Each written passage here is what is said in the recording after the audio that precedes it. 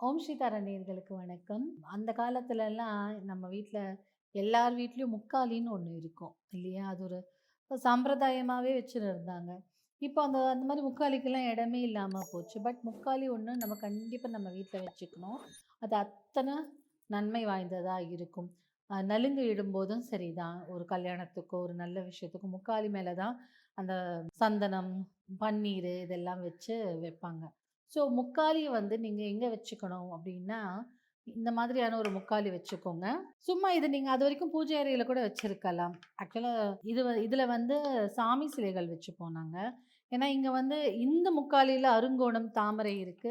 சில முக்காலியில நம்மகிட்ட வந்து இது போட்டு இருக்கு. ஸ்ரீ யந்திரம் போட்டு இருக்கும். இல்ல ஏதான ஒரு மந்திரங்கள் போட்டிருக்கும். அதுக்கு மேல சாமி சிலை நாங்க வச்சிருப்போம். நீங்க எங்க கிடைச்சாலும் ஓகே தான உங்களுக்கு முக்காலியில. நீங்க என்ன பண்ணுங்க, நம்ம செலினைட் பவுடர பத்தி பேசியிருந்தோம் இல்லையா? அந்த செலினைட் பவுடர வச்சு அழகான ஒரு கோலம் வரைஞ்சு, அதுக்கு மேல உங்களுடைய எந்திரமோ, சாமி சிலைகளோ வச்சுக்கும்போது நல்ல ஒரு விசேஷமா இருக்கும். ட்ரை பண்ணி பாருங்க. வீட்டுல கண்டிப்பா ஒரு முக்காலி, மரத்தினால் ஆன முக்காலி. ரொம்ப ஸ்பெசிஃபிக்கா இப்பலாம் நம்ம ஸ்டைலா இரும்பு இரும்பு சாமான்லாம் பூஜை அறையில வச்சுக்க வேண்டாம். இந்த மாரி மரத்தினால் ஆன முக்காலிகள், மரத்தினால் ஆன பெட்டிகள், மரத்தினால் ஆன பூஜை அறை இப்படி பண்ணும்போது அதுக்கு ஒரு ஸ்பெஷல் பவர் இருக்கும். அதே மாரி பணம் வைக்கும்போதும், நீங்க வந்து மரப்பெட்டியில வைக்க ஆரம்பிங்க. மரப்பெட்டியில ஒரு பட்டு துணி, அந்த மாரி ஒரு துணியில போட்டு கூட வைக்கலாம். பட் மோஸ்ட்லி இரும்பு சம்மந்தப்பட்ட பொருளை, காந்தம் ஒட்டாத பொருள்ல அ பாக்ஸ்ல நீங்க பணத்தை வைக்க ஆரம்பிங்க. அதே மாதிரி குங்குமம், இந்த மாதிரியான விஷயங்கள் நீங்க நெத்தியில இட்டுக்கக்கூடிய சில திரவியங்கள் எல்லாமே நீங்க வந்து காந்தம் ஒட்டாத டப்பியில தான் வைக்கணும். மர மர பெட்டியோ, இல்ல அ வெள்ளியில அந்த மாதிரி வெள்ளிக்கு நெறைய பேரால வாங்க முடியாது இல்லையா?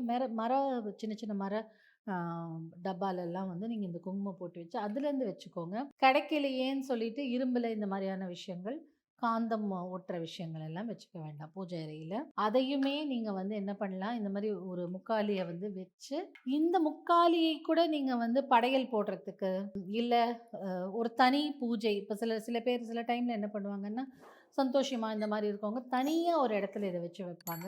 யட்சினி பூஜை பண்றவங்களும் இந்த மாதிரியே அவங்கள வந்து பூஜை அறையில வச்சு பண்ண முடியாது இல்லையா? கொஞ்சம் நகர்ந்து தான் வச்சு பண்ணணும். அப்படி வைக்கும்போது, இந்த மாதிரியான மரப்பலகால வச்சு அவங்களுக்கு நீங்க உருவேற்றி அந்த யட்சினி வசியப்படுத்தலாம்.